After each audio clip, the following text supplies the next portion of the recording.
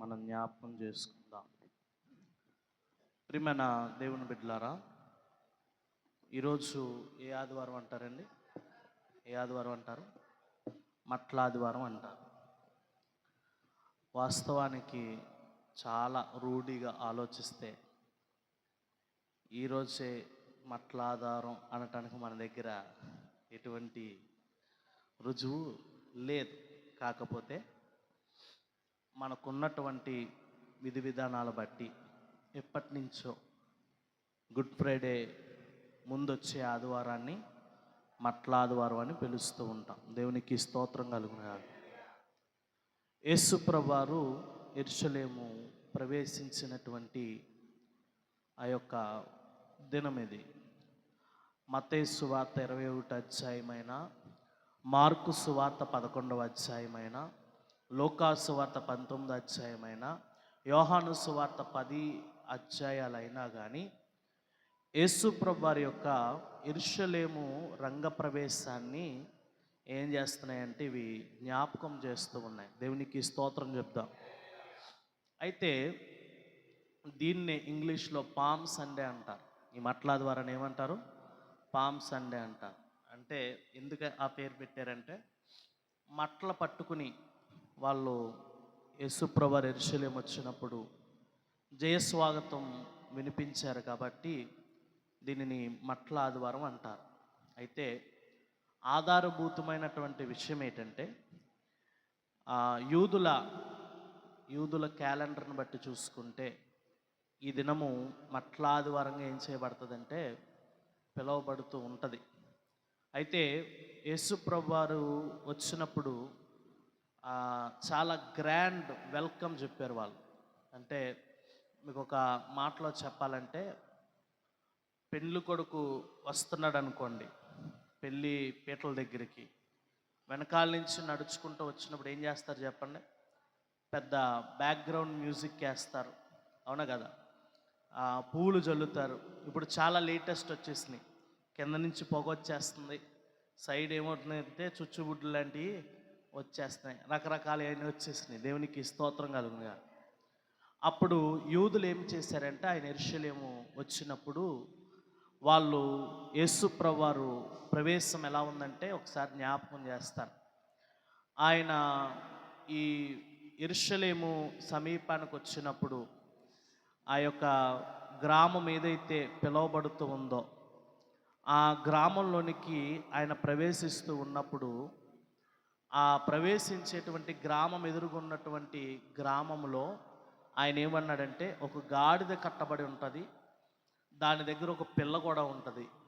ఆయన దేని మీద ఎక్కాలనుకున్నారంటే గాడిద పిల్ల మీద ఎక్కారని రాయబడింది.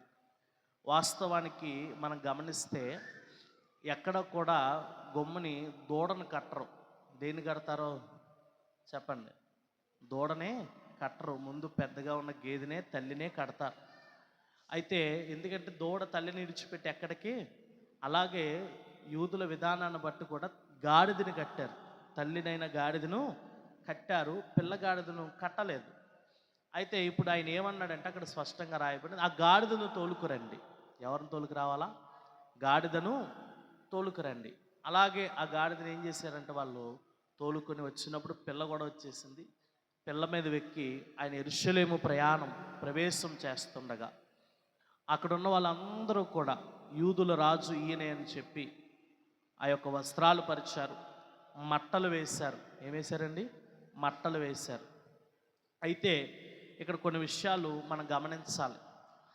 ఈరోజు వాక్యపట్నంగా మార్కు సువార్తను కనుక మనం చూస్తే, మార్కు సువార్త చూస్తే మార్కు ఎవరికి రాస్తున్నాడంటే సువార్తను రోమీలకు అర్థం అవ్వటానికి రాస్తున్నాడు. ఎవరికి రాస్తున్నాడండి సువార్త?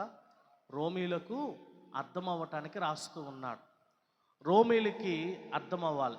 చూడండి, మత్తయి యూదులకు రాస్తే, అలాగే లూకా చదువు వచ్చిన వాళ్ళకి రాస్తే, అలాగే మార్కు కూడా ఎవరికి రాస్తున్నాడంటే రోమీలకు అర్థం అవ్వటానికి రాస్తూ ఉన్నాడు. అందుకే ప్రారంభంలోనే ఏమంటున్నాడంటే 2 ప్రవచనాత్మకమైన వాక్యముల్లో నుంచి ప్రారంభించాడు. మార్కు సువార్త 1 అధ్యాయం 1-3 నుంచి కనుక చూస్తే 2 విషయాలు అక్కడ చెప్పబడుతూ ఉంటుంది. ఒకటి, ప్రభు మార్గములు స్థిరపరచాలి. ప్రభు మార్గంలో ఏం చేయాలా అన్న ప్రవచనము యోహాను ద్వారా నెరవేర్చబడుతూ వచ్చింది. అయితే రెండవది ఏంటంటే ఆయన హఠాత్తుగా ఎక్కడికి వస్తాడు చెప్పండి? యెరూషలేము ప్రవేశం చేస్తాడు, మందిరంలోకి ప్రవేశం చేస్తాడు. అందుకే మీరు చూడండి, మార్కు సువార్త 1వ అధ్యాయం నుంచి 10వ వచనం వరకు కూడా యేసు ప్రభువారు యెరూషలేములో ఉన్నట్టు మనం ఎక్కడ కూడా చూడం. మీరు కావాల్సి వస్తే చదువుకొని ఇంటికి వెళ్ళాక 1 నుంచి 6, 10 వచనాలు చదువుకోండి. ఎక్కడ కూడా యేసు ప్రభువారు యెరూషలేములో ఉన్నట్టు చూడం. ఈ 11వ అధ్యాయం వచ్చేసరికి మాత్రం ఏమవుతుందంటే ఈయన ఏం చేస్తున్నాడు? యెరూషలేము ప్రవేశము చేస్తూ ఉన్నాడు. దేవునికి స్తోత్రం కలుగును గాక. అయితే ఇక్కడి నుంచి ప్రారంభం, అసలైన ప్రారంభం. ఇక్కడి నుంచి ఏం జరిగింది? అసలైన ప్రారంభం. యేసు ప్రభువారు 33 సంవత్సరాలు జీవితం కూడా బ్రతికింది ఒక ఎత్తు అయితే, ఈ కొద్దిపాటి వారం రోజులు బ్రతికినదంతా కూడా దానికి డబల్ మాట ఒక రకంగా చెప్పుకోవాలంటే. అయితే ఇక్కడి నుంచి అసలైన ప్రారంభం ఉంది. ఇక్కడి నుంచే అసలైనటువంటి ఆరంభం మొదలవుతూ ఉంది. ఇక్కడి నుంచే ఒక రకంగా చెప్పాలంటే సంబరముతో ప్రారంభమైనా కానీ ప్రియమైన దేవుని బిడ్డలారా, చాలా చివరకు బాధాకరంతో ముగుస్తూ ఉంది. చివరికి ఏమవుతుందండి? బాధాకరంతో ముగుస్తూ ఉంది. ఈ వారాన్ని కూడా చాలామంది ఏమంటారంటే హోలీ వీక్ అంటారు. క్రైస్తవులు చాలామంది ఏమని పిలుస్తారు? హోలీ వీక్ అంటే పరిశుద్ధముగా అయినటువంటి వారముగా పిలుస్తూ ఉంటారు. కారణం ఏంటంటే ఈ వారము ఇక్కడ ఆయన విజయోత్సవం చేస్తే ప్రియమైన దేవుని బిడ్డలారా, ఆ యొక్క ఏదైతే వచ్చే ఆదివారం ఉంటుందో చూశారు, ఆ యొక్క శుక్రవారంకి ఏమవుతుందంటే ఆయన ముగింపు మరణముతో ముగుస్తుంది. ఆయన ముగింపు ఏమవుతుందండి? మరణముతో ముగుస్తుంది. అయితే సమాధి అనేటువంటిది కనిపిస్తూ ఉంటుంది ఆదివారం. కాబట్టి చాలా జాగ్రత్తగా వాక్యాన్ని మనం గమనించాలి. అందుకే అంటున్నాను, ఇది గొప్ప ప్రారంభము. ఈ యొక్క యెరూషలేము ప్రవేశించడం అనేది ఏంటండి? చాలా గొప్ప ప్రారంభం. అది చాలా గొప్పగా ప్రారంభిస్తూ ఉన్నాడు. ఇక్కడ 3 విషయాలు మనం చూస్తూ ఉండొచ్చు. వాక్యంలోనికి వెళ్దాం. కానీ యేసు ప్రభువారు చేసిన 3 విషయాలు మనం చూస్తే, మొట్టమొదటిది ఆయన ఎక్కడ కూర్చున్నాడంటే గాడిద మీద కూర్చున్నాడు. చెప్పండి, ఆయన ఎక్కడ కూర్చున్నాడు? చెప్పాలి అందరూ కూడా. ఆయన ఎక్కడ కూర్చున్నాడని అంటే ఏం కనిపిస్తుందంటే ఆయనలో విధేయత, తగ్గింపు కనిపిస్తూ ఉంది. ఆయనలో ఎక్కడ కనిపిస్తుంది అంటే ప్రజలందరూ కూడా రాజు అని పిలుస్తున్నా, హోసన్న జయము అని పిలుస్తున్నా, ఈ యొక్క విమోచన జయోత్సవానికి ప్రజలందరూ కూడా ఆయన గంభీరంగా ఆహ్వానిస్తున్నా కానీ ఆయన ఏం తీసుకున్నాడంటే తన్ను తాను తగ్గించుకున్నాడు. దేవునికి స్తోత్రం కలుగును కాదు. రెండవది, ప్రియమైన దేవుని బిడ్డలారా, చాలా జాగ్రత్తగా గమనించగలిగితే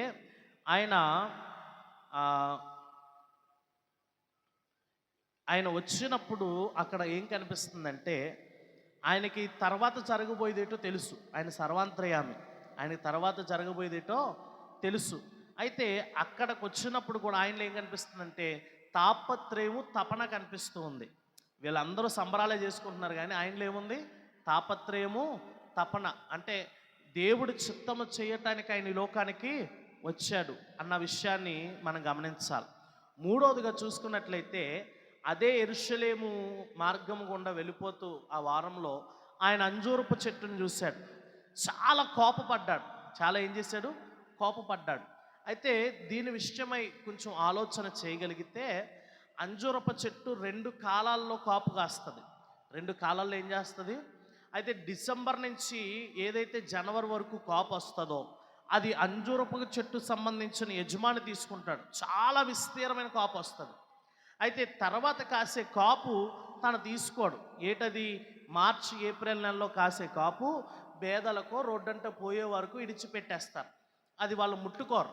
అది మొదటి కాపు మాత్రం చాలా విస్తీర్ణంగా వస్తుంది కాబట్టి వాళ్ళు తీసుకుంటారు. మనము కూడా ఏంటంటే చూడండి, ఎక్కువ పంట పండితేనే మనం ఎక్కువ ఆశపడతాం, తక్కువ పడినా మనం తీసుకుంటాం. కానీ అక్కడ వాళ్ళు తీసుకోరు, అది లెక్కలోకి ఉండదు. దేవునికి స్తోత్రం కలుగును కాదు. అయితే ఎందుకు ఆయన వ్యాకుల పడి దాని వైపు కాపు పడ్డాడంటే యెరూషలేము అనేటువంటిది పరిశుద్ధతకు సాదృశ్యం. అది పరిశుద్ధంగా లేకపోయినా, ఫలించకపోయినా ఆయనకి ఏమొస్తుందంటే కోపం అనేటువంటిది వస్తుంది. ఈ విషయాన్ని కూడా మనం గమనించాలి. ఆయన ఈ 3 విషయాలు కూడా యెరూషలేములో ఉన్నప్పుడు చేయగలిగాడు. అయితే విషయం అది కాదు కానీ ఆయన రాజు అయినప్పటికీ తాను ఏం చేసుకున్నాడు? ముందు తగ్గించుకున్నాడు. రెండవది, వాళ్ళందరూ కూడా మెస్సయ్య వచ్చాడు అని చెప్పి అరిచారు. రెండవది, వాళ్ళందరూ ఏం చేశారు? మెస్సయ్య వచ్చాడు అంటే ఎవరు? మెస్సయ్య ఎవరు? ఒక్కరు భారం మోసేవాళ్ళు, మెస్సయ్య అనగా మన యొక్క పాపాల నుంచి విమోచన కలిగించేవాడు. రెండవది, ఆయన మెస్సయ్యగా వచ్చిన ఆయనలో బాధ, బాధ్యత, భారం అనేటువంటివి కనిపిస్తూ ఉంటాయి. మూడవదిగా ప్రియమైన దేవుని బిడ్డలారా, ఆయన పవిత్రుడు. ఆయన ఎవరో పవిత్రుడు, అలాగే కోపము కలిగేటువంటి వ్యక్తి కూడా. అంతేకాకుండా ఆయన ఎవరండి? కోపము కలిగేటువంటి వ్యక్తి కూడా. ఈరోజు మనం గమనించగలిగితే యేసు ప్రభువు వారి యొక్క ఆ యొక్క ఏదైతే యెరూషలేము అనేటువంటిది ప్రవేశం చేశారో, వీటికి సంబంధించి 4000 సంవత్సరాల క్రితమే 4000 సంవత్సరాల క్రితమే ప్రియమైన దేవుని బిడ్డలారా, ఆది కాండము 9వ అధ్యాయము 10, 11 వచనాలు ఒకసారి చదవండి. ఆది కాండము 9వ అధ్యాయము 10, 11 వచనాలు. 10, 11 వచనాలు. ఇదిగో నేను మీతోను మీ తదనంతరము మీ సంతానం మీదను మీతో కూడానున్న ప్రతి జీవితోను, పక్షులేమి పశువులేమి మీతో కూడా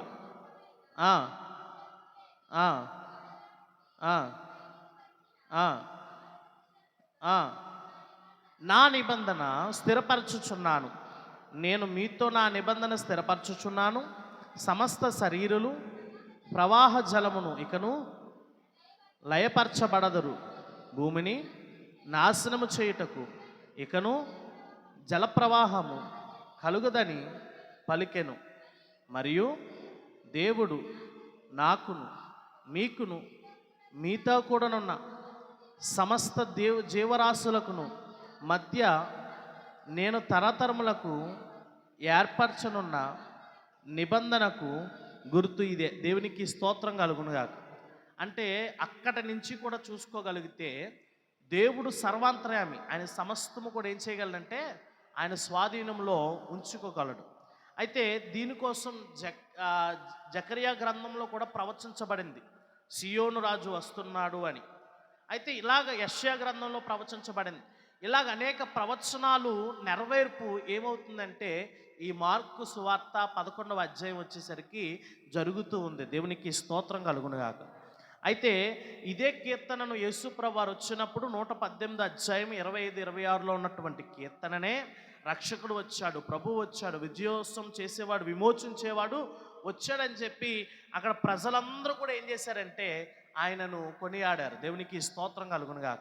5 రోజులు చాలా బ్రహ్మాండమైనటువంటి ప్రయాణము, చాలా లేదంటే 3 రోజుల వరకు చాలా బ్రహ్మాండమైనటువంటి ప్రయాణము కొనసాగుతూనే వచ్చింది ఈ యెరూషలేములో. అయితే నేను ఒక విషయాన్ని జ్ఞాపకం చేస్తాను వాక్యంలోకి వెళ్ళే ముందు. మనం గమనించగలిగితే నేను గత 4 సంవత్సరాల నుంచి కూడా ఈ మట్లాదివారం నాడు ఆగక వర్తమానం చెప్తూనే ఉంటున్నాను. ఒకనొక మొట్టమొదటిగా నేను మట్ల కోసం మాట్లాడాను.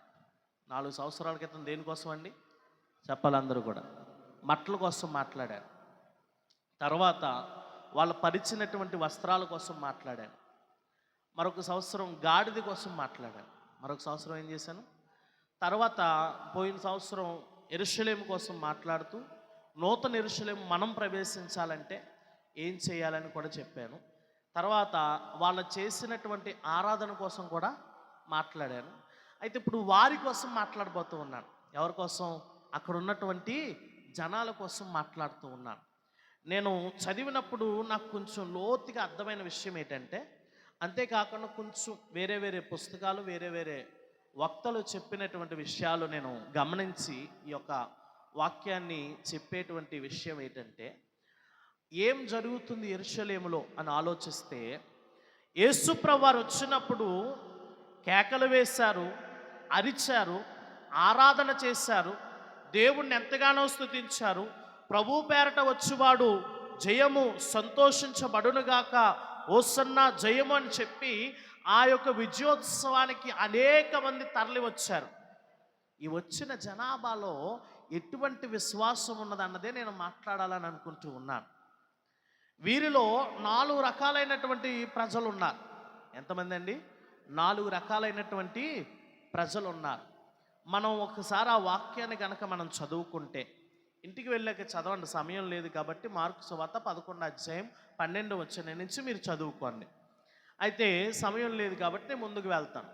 వాళ్ళు ఏం వేశారంటే అక్కడ కేకలు వేశారు. ఏం చేశారండి? కేకలు వేశారు, సంతోషించారు. ఆ యేసుప్రభు వారు వస్తుంటే ఎంతగానో ఆనందపడ్డారు వాళ్ళు. కానీ వీరిలో 4 రకాలైన మనుషులు, 4 రకాల విశ్వాసాలతో ఉన్నారు వాళ్ళు. ఈరోజు ఆ 4 రకాల మనుషుల కోసం నేను చెప్పాలని ఆశపడుతూ ఉన్నాను. మొదటి వారు ఎవరంటే, ప్రియమైన దేవుని బిడ్డలారా, ఊగిసలాడే విశ్వాసం కలిగినటువంటి వారు. మొదటి వారు ఎవరండి? ఊగిసలాడే విశ్వాసం కలిగినటువంటి వారు. వీళ్ళ విశ్వాసం ఎలా ఉంది? ఊగిసలాడుతూ ఉంది. మీకు కావలసితే ఉదాహరణ కూడా చెప్తాను, చాలా జాగ్రత్తగా గమనించండి. ప్రియమైన దేవుని బిడ్డలారా, అక్కడికి వచ్చిన వారిలో కొంతమంది నిజముగా వస్తే వారితో పాటే ఏదన్నా అవుతాదేమో అన్నటువంటి, అంటే విశ్వాసము అటు ఇటు కూడా, వాళ్ళ విశ్వాసం ఎలా ఉంటుంది? అటు ఇటు కూడా. చాలామంది విశ్వాసం ఈరోజు ఎలా ఉంటుందంటే, యేసుప్రభు వారి దగ్గర అటు ఇటు కూడా ఊగుతూనే ఉంటుంది. అది స్థిరత్వము కాని విశ్వాసం. అదే విశ్వాసం అండి? స్థిరత్వము కానటువంటి విశ్వాసం. యేసుప్రభు వచ్చేసారు అని చెప్పి వాళ్ళ విశ్వాసం అప్పటికప్పుడు కనపరుచుకునేది. వాళ్ళ విశ్వాసం ఏంటండి?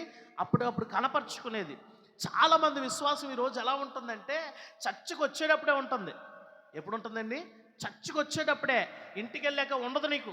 ప్రియమైన దేవుడు, ప్రతిదినము మందిర ప్రార్థనలో పాల్గొనాలని ఉండదు నీకు. ప్రతి ఉపవాస ప్రార్థనకి వెళ్ళాలని ఉండదు నీకు. కారణం ఏంటంటే, నీ విశ్వాసం ఎలా ఉంటుందంటే ఊగిసలాడే విశ్వాసముగానే ఉంటూ ఉంది. అక్కడ అటువంటి వాళ్ళు ఉన్నారు. అక్కడ గుంపులో గోవింద అంటారు చూసారా, అటువంటి వాళ్ళే ఉన్నారు అక్కడ. వాళ్ళు ఏం చేస్తున్నారంటే, వాళ్ళందరూ వచ్చి మట్లేస్తుంటే అందులో కూడా కొంతమంది వీళ్ళ విశ్వాసం ఏంటంటే, యేసుప్రభు వారికి నేను కనబడాలి. యేసుప్రభు వారికి నేను ఏం చేయాలా? ఎప్పుడు? ఆదివారం నాడే. ఎప్పుడు కనబడాలా? మిగతా రోజులు మనకి సంబంధం లేదుగా. ఏ విశ్వాసం ఇది? ఊగిసలాడే విశ్వాసం. ఈరోజు ఈ వాక్యం చెప్పడానికి కారణం ఏంటంటే, ఈ 4 రకాల విశ్వాసం కలిగినటువంటి వ్యక్తుల కోసం చెప్పినప్పుడు నువ్వు ఎక్కడున్నావు ఒకసారి ఆలోచించుకో. నీ బ్రతుకులో ఎటువంటి విశ్వాసం నీకు ఉంటూ ఉంది? దేవుని పట్ల, దేవుని మందిరం పట్ల ఎటువంటి విశ్వాసం ఉంటుంది? నీ విశ్వాసం ఎంతసేపు చూసినా ఊగే విశ్వాసం లాగే ఉంటే స్థిరపరచబడవా? దేవుడు ఏమంటున్నాడంటే బైబిల్ గ్రంథంలో, నరపుత్రుడా నువ్వు నిలబడు. ఏమంటున్నాడు? నిలబడు. నేనేం చేయాలి? నీతో మాట్లాడాలి. అంటే నువ్వు స్థిరముగా ఉండు. విశ్వాసం అందంట స్థిరులై ఉండాలంట. దేవునికి స్తోత్రం కలుగునుగా. విశ్వాసం అంది ఏమై ఉండాలండి? స్థిరులై. ఊగిసలాడే విశ్వాసం నీకు పనిచేయదు.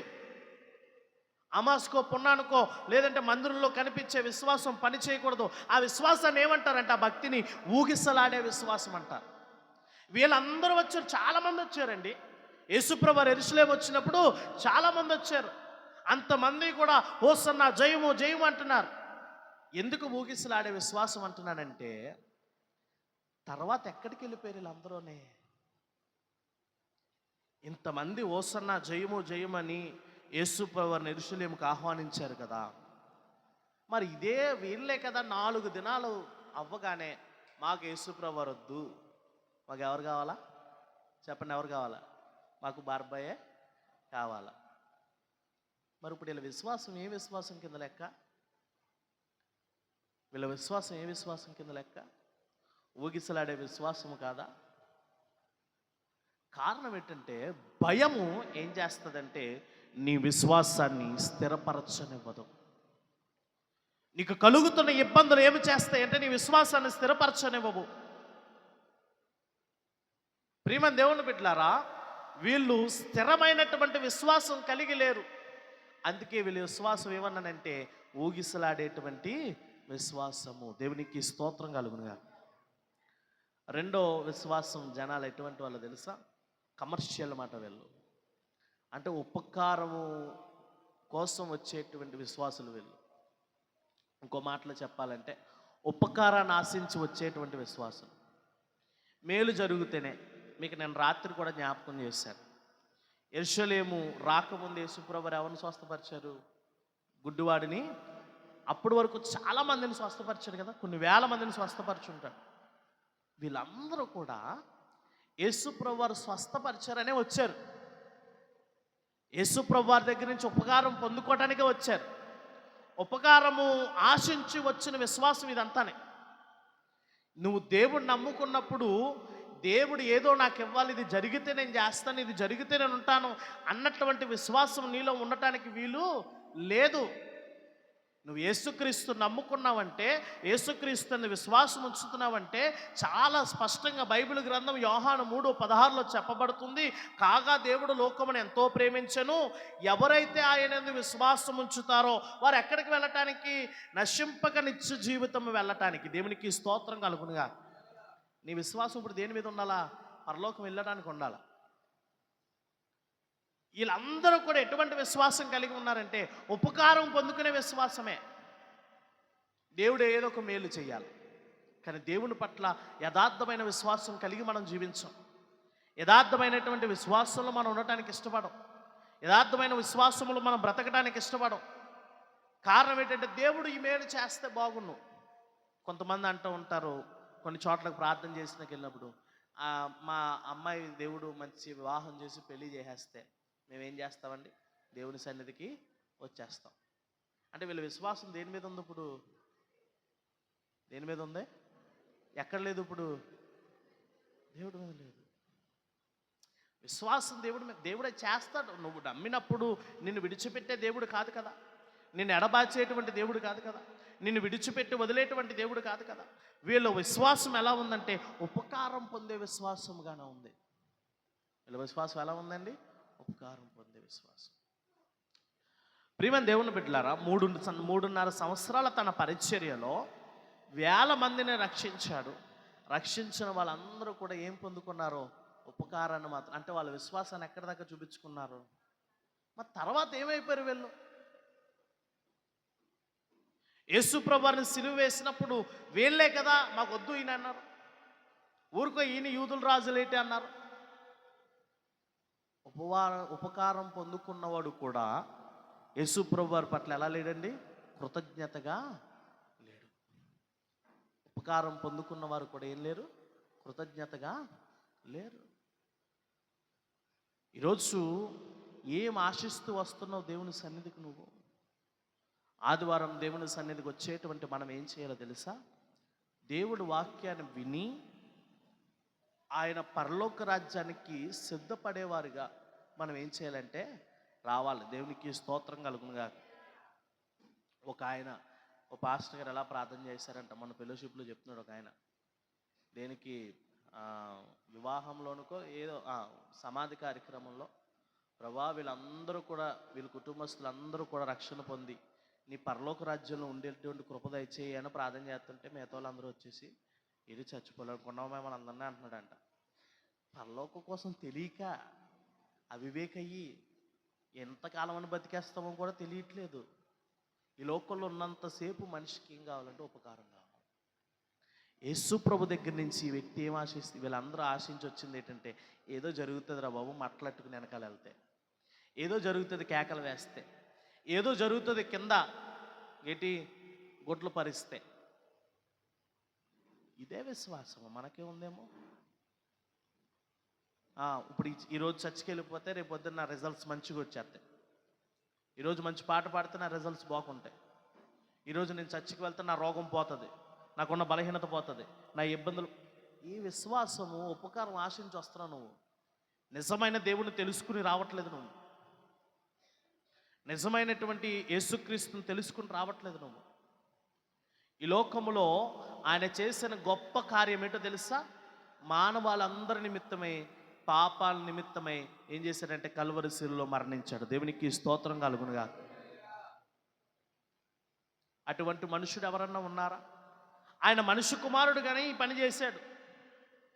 దేవుడిగా చేయగలడు, ఇంకే రకంగానే చేయగలడు. కానీ మానవుల నిమిత్తము ఆయన పడుతున్న కష్టము మానవులకు అర్థం అవ్వాలి. ఆయన ఏదన్నా కంట్రోల్ చేయగలడండి, ఒక్క మన హృదయాన్ని తప్ప. అది కూడా కంట్రోల్ చేయగలడు. కానీ ఆ హృదయం నీది కదా. ఆయన ఏం ఆశిస్తాడంటే నీ హృదయమును నీ ఇష్టపూర్వకంగా ఆయన అంగీకరించాలని ఆశపడతాడు. నీ హృదయం అనేటువంటిది ఏం చేయాలా? హృదయపూర్వకంగా ఆయన్ని బలవంతం చేయాలని అనుకోడు. ఏం చేయడు? బలవంతం చేయాలని అనుకోడు ఆయన. నువ్వు నమ్మకపోతే నరికేస్తాను, కొట్టేస్తాను అన్నటువంటి దేవుడు కాదు. దేవునికి స్తోత్రం కలుగునుగా. అనే దేవుడైతే కల్వరి శిలువలో మరణించడు, అందరిని మార్చుకుంటూ వెళ్ళిపోతాడు. ఒరే నీకు చూపుడిచ్చాను కదా, నువ్వు నా వెనకాల ఉండరు ఇప్పుడు, లేకపోతే అదే చూపు తీసేస్తారు అనేటువంటి వాడు అయి ఉండొచ్చు. కానీ అలా ఏనాడు కూడా అనలేదు. 10 మంది కుష్ఠరోగులు ఉపకారం పొందితే 9 మంది వెళ్ళిపోయారు, ఒక్కడే వచ్చాడు. ఒక్కడు కూడా ఏమన్నాడంటే, సరే మంచిదే, నీ కానుక నువ్వు చెల్లించుకుని వెళ్ళిపో అన్నాడంతే. కృతజ్ఞత కలిగి ఉండు. ఎంతోమంది యేసుప్రభు వారి దగ్గర స్వస్థత పొందడానికి వస్తే, అయ్యా మీ విశ్వాసం మిమ్మల్ని బలపరిచింది, మీరు వెళ్ళండి అనే చెప్పుకుంటూ వచ్చాడు ఆయన. ఈరోజు అటువంటి మంచి లక్షణము కలిగేటువంటి ఆయన దగ్గర వీళ్ళు ఏం పొందుకున్నారంట? ఉపకారం పొందుకునే విశ్వాసంగా వచ్చారు వాళ్ళు. దేవునికి స్తోత్రం కలుగునా. మూడో విశ్వాసము కోవర్డ్లీ ఫెయిత్ అంటారు. అంటే ఏంటంటే, ఇంకో మాటలు మీకు అర్థమయ్యే మాటలు చెప్తాను. ఓసరవల్లి విశ్వాసం. ఏ విశ్వాసం అండి? ఓసరవల్లి విశ్వాసం. చెప్పండి, ఓసరవల్లికి ఉన్న లక్షణం ఏంటి? అది ఎక్కడుంటే అలా మారిపోద్ది దాని రంగు. అది ఎక్కడుంటే దాని రంగు ఏమైపోద్ది? అలా మారిపోద్ది. అటువంటి ఉదాహరణ కలిగిన వ్యక్తులను యేసుప్రభు వారి శిష్యుల్లోనే మీకు చూపిస్తాను. ఇస్కరేతు యూదా ఉన్నాడు. ఎవరున్నారండి? ఇస్కరేతు యూదా ఉన్నాడు. ధనాన్ని బట్టి తన రంగు మార్చేసుకున్నాడు. పేతురున్నాడు. యేసుప్రభు వారు అన్నారు, పేతురా, ఎంతగానో ప్రేమించాడు కదా పేతురు యేసుప్రభు వారిని. నేను తప్ప వేరే ఎవరూ కూడా నాకులా నిన్ను ప్రేమించలేడు అన్నంతగా ప్రేమించాడు పేతురు.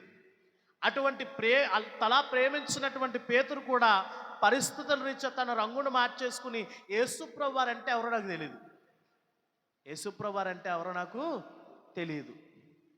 ఈరోజు సమస్య వచ్చినప్పుడు, ఇబ్బంది వస్తే నీ ధైర్యం ఎక్కడ ఉంటుంది? ఓసరవల్లి విశ్వాసంలో మారిపోతుందా?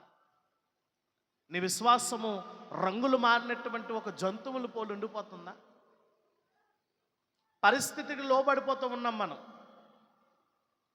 ఇక్కడ కూడా ఇళ్ళలో వచ్చిన వాళ్ళు కొంతమంది విశ్వాసం ఏమిటి? ఇప్పుడు ఓసరవల్లి విశ్వాసమే. యేసుబాబు వచ్చాడు, జై యేసయ్య.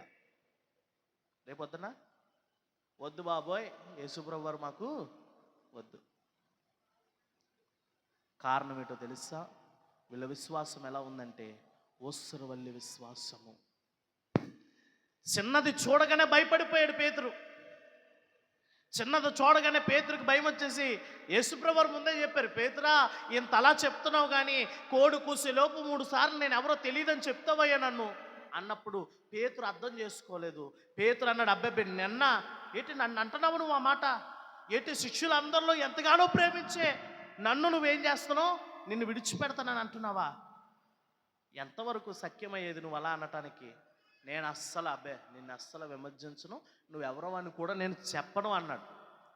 అటువంటి వాడు ఒక చిన్నదాని మాటకు భయపడిపోయి, లేదు నేను అక్కడ ఉన్నాను, బయట నేను మంట కాసుకున్నాను, నేను అసలు నేను నా ఇంట్లో ఉన్నాను. దేవునికి స్తోత్రం కలుగుగా. చాలామంది ఈరోజు క్రీస్తు పట్ల ఇదే భక్తి కలిగి జీవిస్తూ ఉన్నారు. ప్రియమైన దేవుని బిడ్డలారా, రానున్న దినాల్లో పరిస్థితులు బాగోలేనటువంటి పరిస్థితులు వస్తాయి. ఏ పరిస్థితులు వస్తాయి? బాగోలేని పరిస్థితులు వస్తాయి. అప్పుడు నీ విశ్వాసం బయటపడిపోద్ది. అప్పుడు ఏం బయటపడిపోద్ది? నీ విశ్వాసం బయటపడిపోద్ది. వేసుకోండి నమ్ముకున్నారా? రేషన్ కార్డు క్యాన్సిల్,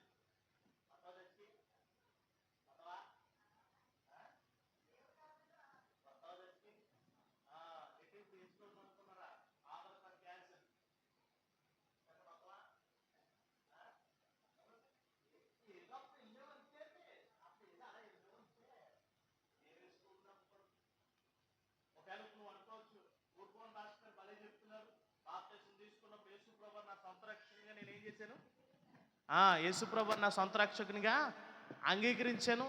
నేను ఆయన విమర్శించడం ఏంటి? పేతురు అలా చెప్పినోడే. పేతురు కన్నా గొప్పలు మనం చెప్పండి. పేతురు ఇంకా గొప్పవాడు కాబట్టి ఏం పొందుకున్నాడు? పరలోకపు తాళపు చెవులు ఇచ్చాడు. దేవునికి స్తోత్రం కలుగునుగా. మనం ఇప్పుడు వచ్చి ఇంకేం పొందుకోలేదు. దేవునికి స్తోత్రం. నీ విశ్వాసము ఏమవుతుంది? ఓసరవల్లి విశ్వాసము వలె. నీ విశ్వాసం ఏమవుతుంది? ఓసరవల్లి విశ్వాసం వలె. ప్రియమైన దేవుని బిడ్డలారా, ఇస్కరేతు యోధా ఉన్నాడు కదా, దేనికి తన విశ్వాసాన్ని మార్చేసుకున్నాడు? ధనానికి తన విశ్వాసాన్ని మార్చేసుకున్నాడు. దేవునికి స్తోత్రం కలుగును. అమ్ముడిపోయాడు. ఏమైపోయాడు? అమ్ముడిపోయాడు. ఈరోజు నీ జీవితంలో ఏ పరిస్థితి అన్నా రానే, నీ విశ్వాసం ఎలా మారిపోతుందో ఒకసారి ఆలోచించుకో, ఒకసారి గమనించుకో. ఇప్పుడు మరొక 4వ వారిని చెప్తాను, చాలా జాగ్రత్తగా గమనించండి. ఉత్తమమైన విశ్వాసము. ఏ విశ్వాసం అండి? చెప్పాలందరూ కూడా. ఏ విశ్వాసం? ఉత్తమమైన విశ్వాసము. యేసుప్రభు వారు యెరూషలేము ప్రవేశించినప్పుడు ఇంతమంది ఆయనకి మట్టలు పట్టుకొని, ఆయనకు వస్త్రాలు వేసి అనేక మంది ఆహ్వానించారు కదా. మరి ఆయన చనిపోయి తిరిగి లేపబడినప్పుడు కొద్ది మంది మాత్రమే వెళ్ళారు. దేవునికి స్తోత్రం కలుగునుగాక. అందులో స్త్రీలు ప్రధానులు. మగ్దలేనటువంటి మరి ఏం చేసింది? యేసుప్రభుని చూడటానికి వెళ్ళింది. కొద్దిమందే ఉన్నారు. ఆయన ఆరోహణం అయిపోయిన తర్వాత కూడా, ఆయన సమాధిలోంచి బయటికి లేపబడిన తర్వాత కూడా ఆయనతో పాటు ఎంతమంది ఉన్నారు చెప్పండి? కొద్దిమందే. వాళ్ళ విశ్వాసం ఏంటి? ఉత్తమమైనటువంటి విశ్వాసం. ఈరోజు మనం చాలా జాగ్రత్తగా ఆలోచిస్తే, ఈ వారం అంతా కూడా జరిగిన వ్యక్తుల యొక్క ప్రభావం ఎలాగ ఉంటుంది. అప్పట్లో యేసుప్రభు వారు యెరూషలేము ప్రవేశం దగ్గర నుంచి ఆయన మరణించేటువంటి వరకు కూడా, తిరిగి లేపబడేంత వరకు కూడా ఈ 4 రకాల జనాలే ఉన్నారు అక్కడ. మొదటి వారు ఎవరంటండి? ఊగిసలాడే విశ్వాసం కలిగిన వారు. ఏదో జరిగిపోతుంది అది చూడాలి అన్న ఆశతోటే వచ్చారంతే. కానీ వాళ్ళు ఏమి లేదు, నిజమైన విశ్వాసము లేదు. రెండవది, ప్రియమైన దేవుని బిడ్డలారా, ఉపకారం ఆశించి వచ్చారు. అయ్యా నన్ను స్వస్థపరచు, నన్ను బాగుపరచు, నా కుమారుని స్వస్థపరచు, నా కుటుంబాన్ని స్వస్థపరచు, నా బ్రతుకును స్వస్థపరచు. ఈరోజు మనం కూడా గమనించాలి, పెద్ద పెద్ద వాళ్ళే ఈ రోజుల్లో చాలామంది గొప్ప వాళ్ళే, గొప్ప ఉద్యోగ అర్హతల్లో ఉన్న వాళ్ళే, యేసుక్రీస్తు దగ్గర ఉపకారం పొందుకున్న వాళ్ళే ఆయనకు వ్యతిరేకస్తులు తయారైనప్పుడు ఏది కూడా చేయలేకపోతున్నారు. అవునంటారా కాదంటారా?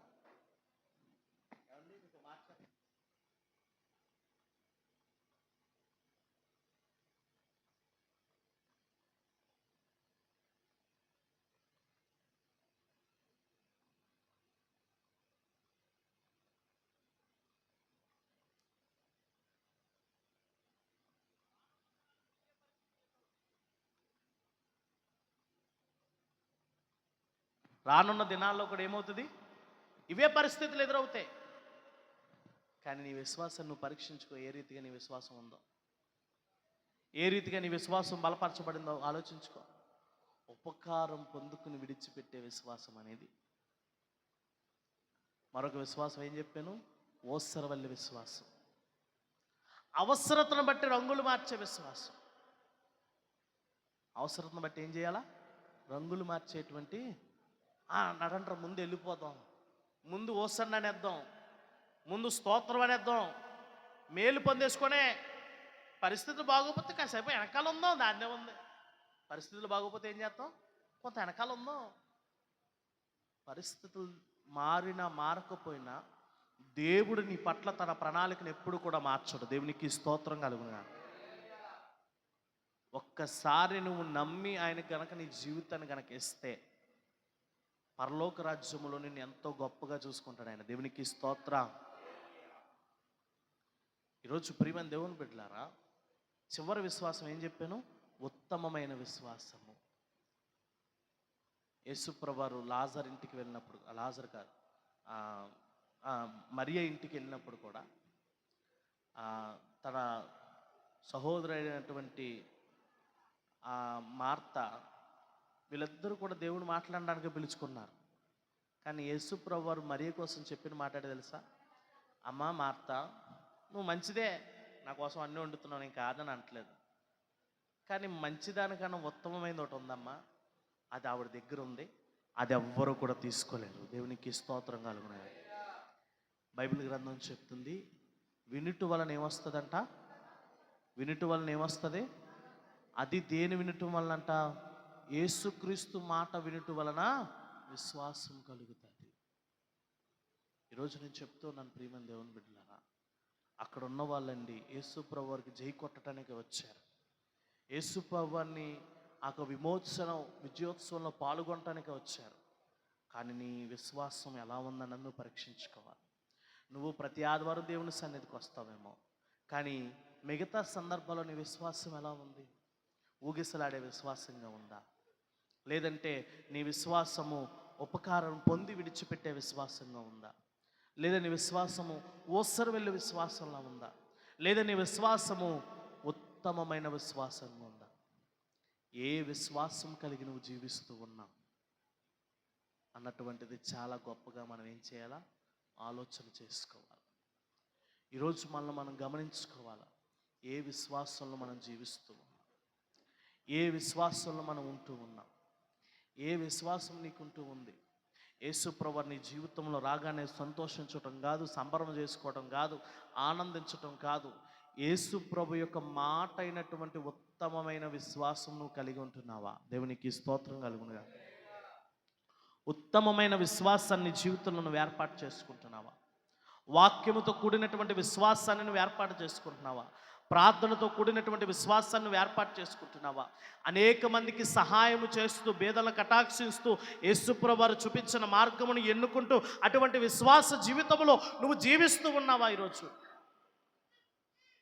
ఏ రకమైన విశ్వాసం నువ్వు జీవిస్తూ ఉన్నా? ఎటువంటి విశ్వాసాన్ని నువ్వు కలిగి ఉన్నా? ఒకసారి ఆలోచించిన జీవితంలో ఆయన చాలా తగ్గించుకుని జీవించాడు కదా. ఆయన మనల్ని బట్టి జరగబోయే దాన్ని బట్టి చాలా బాధపడ్డాడు కదా, చాలా వేదన చెందాడు కదా. ఆయనకున్నటువంటి భారము బాధ్యత ఎంతగానో మన పట్ల వహించాడు కదా. రక్షించబడిన నీకు ఏ విశ్వాసం ఉండాలా? రక్షించబడిన నీకు ఎటువంటి విశ్వాసం నువ్వు కలిగి ఉంటున్నావు? ఈరోజు చాలా ఒక్క ప్రశ్న ఎవరికి వాళ్ళు వేసుకోవాలా. పక్క వాళ్ళ కోసం వేయాల్సిన పని లేదు. ఈ ప్రశ్న పక్క వాళ్ళ కోసం ఆలోచించవలసిన పని లేదు. నీ ఎంతవరకు నువ్వు వేసుకో. ప్రభు, ఇన్ని నాళ్ళ నేను స్తుతిస్తున్నాను, గణపరుస్తున్నాను, నేను పాటలు పాడుతున్నాను, హోసన్న అంటున్నాను, నువ్వు గొప్పవాడు నేను పొగుడుతున్నాను. నా విశ్వాసం ఆదివారం ఒకలాగా, మిగతా దినాల్లో ఒకలాగా. నా విశ్వాసం నీకు ప్రార్థన చేసినప్పుడు ఒకలాగా, మిగతా దినాల్లో ఒకలాగా. నా విశ్వాసం నువ్వు స్వస్థపరిస్తే ఒకలాగా, మిగతా దినాల్లో ఒకలాగా. వాక్యం వినేసరికి మాత్రం నా దగ్గర ఏ విశ్వాసం ఉండట్లేదు? ఉత్తమమైనటువంటి విశ్వాసము ఉండట్లేదు. అంతమంది చేకొట్టే 2,000 మంది, అదే 1,000 మంది నోళ్ళను మాకు ఈయన వద్దు అనేసారంతే. ఈయన మాకేటి వద్దు అనేసారు. ఆ పరిస్థితులు రాబోతున్నాయి సుమా, ఆ పరిస్థితులు రాబోతూ ఉన్నాయి. వద్దు అంటే నీ జీవితంలో నువ్వు ఏ విశ్వాసం కలిగి ఉన్నావు ఆలోచించుకో. నీ పరిస్థితి ఏదైనా కానీ నీ విశ్వాసం ఎలా ఉండాలి? స్థిరమైనటువంటి విశ్వాసం. దేవునికి స్తోత్రం కలుగునుగా. ఏ విశ్వాసం ఉండాలండి? స్థిరమైన విశ్వాసం. అటువంటి విశ్వాసం కలిగి ఉంటే ఆయన మనల్ని ఏం చేస్తాడంట? ఊరేగిస్తాడు. దేవునికి స్తోత్రం కలుగునుగా. ఏమిస్తాడు తెలుసా? విజయమునిస్తాడు. ఆయన ఏమిస్తాడు చెప్పండి? విజయమునిస్తాడు. ఆయన మనకెంతగానో బలపరిచే దేవుడిగా ఉన్నాడు. ఆయన ఉచితమైన కృపను మనకిస్తాడు. కాబట్టి అటు విశ్వాసం కలిగి జీవిద్దాం. ప్రార్థన చేసుకుందాం. అందరూ కూడా తల్ల వంచి కళ్ళు మూసుకొని దేవుని సన్నిధిలో ఒక్కసారి అడుగుదాం. ప్రభా, నా విశ్వాసం ఏ రీతిగా ఉందని, ఆయన ఎటువంటి విశ్వాసం నేను ఉంటూ ఉన్నాను? నాయన ఇప్పటి వరకు నా విశ్వాసము ఊగిసలాడే విశ్వాసముగానే, నాయన ఉపకారము ఆశించిన విశ్వాసముగానే, నాయన నా విశ్వాసము నాయన ప్రభా ఓసరు వల్ల విశ్వాసంలాగే ఉండిపోయిందేమో. ఇక మీదట నేను అలా ఉండకూడదు. నా విశ్వాసం ఉత్తమమైన దానిగా ఉండాలి. నీ మాట వినేదానిగా ఉండాలి. నీ మాట అంగీకరించే విధముగా ఉండాలి. నీ మాటను బట్టి నా పరిస్థితి ఏదైనా కానీ నీ కొరకు ఆ స్త్రీ ఎలాగైతే కనిపెట్టుకుని సమాధి దగ్గరకు వచ్చిందో అటువంటి విశ్వాసం నేను కలిగి ఉండాలి ప్రభువా. అయా కేకలు వేసి ఆర్భాటం చేసే విశ్వాసం కాదు అయ్యా, వారిలో కూడా ఉన్నటువంటి ఉత్తమమైన విశ్వాసుల వల్ల నా జీవితం ఉండాలి. నువ్వు వచ్చావంటే నీ జీవితాన్ని, నీ పరమార్థాన్ని అర్థం చేసుకుని నా కోసం మరణించావని, నా కోసం విజయోత్సవం చేశావని, నా కోసం కలవరి శిలువలో త్యాగము చేయబోతున్నావని అన్నటువంటి ఉత్తమమైన విశ్వాసాన్ని కలిగి ఉండటానికి సహాయం చేయండి. అలా ప్రార్థన చేస్తే దేవుడు అట్టి విశ్వాసాన్ని మనకు ఉంచుతాడు. ప్రార్థన చేసుకున్నాం. పరిశుద్ధుడ, ప్రేమ కలిగిన దేవానికి వందనాలు. అయ్యా, నువ్వు గొప్ప దేవుడు, అద్భుతాలు ఆశ్చర్యకారములు చేసేవాడు. అయ్యా, మా విశ్వాస జీవితం కోసం మేము మాట్లాడుకున్నాం. నిజమైన ఆయన, మా విశ్వాసం ఎటువంటిదో నీ లేఖనం ద్వారా సెలవిచ్చు నాయన. ప్రభు, మేము విశ్వాసం కలిగి జీవించటానికి నాయన, అందులోనూ ఉత్తమమైన విశ్వాసం, మా విశ్వాసం ఊగిసలాడే విధముగా కానీ, లేదా మా విశ్వాసం ఉపకారం ఆశించే విధముగా కానీ నాయన, మా విశ్వాసం నాయన ప్రభు, ఇదిగో తండ్రి, మరి ఓసరవల్లి విశ్వాసంగా కాకుండా స్థిరమైన విశ్వాసం, బలమైన విశ్వాసం, నీ విజయోత్సవాన్ని నిజముగా అనుభవించే విశ్వాసం మాలో దయచేయండి. అట్టి కృపంచమని శ్రీ యేసు నామమున అడుగుచున్నాము తండ్రి, ఆమేన్. దేవునికి స్తోత్రం కలుగునుగాక. హల్లెలూయా.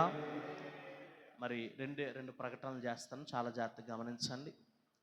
మరి ఈ వారంలో జరిగేటువంటి ఈ శ్రమదిన కూడికలు మరి రేపు ఉదయానికి మార్చడం జరిగింది. అంటే లక్షవారం, శుక్రవారం, శనివారం యథావిధిగా జరిగిన రేపు ఉదయం కూడా 9:30 నుంచి మరి 10:30 వరకు గంటన్నర కూడా ప్రత్యేకమైన ప్రార్థనలు జరిగితే, దీనికన్నా ముందు రేపు ఒక్క రోజుకి మాత్రం మనం చాలా కష్టపడాలి.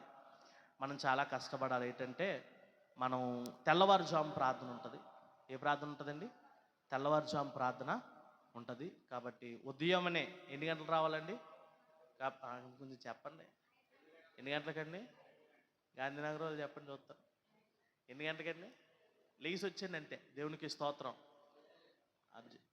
ఏం చేయాలా? ఉదయం 5 గంటలకే వచ్చేయాలా. 6:30కి అయిపోద్ది. ఎన్ని గంటలకి అయిపోద్ది?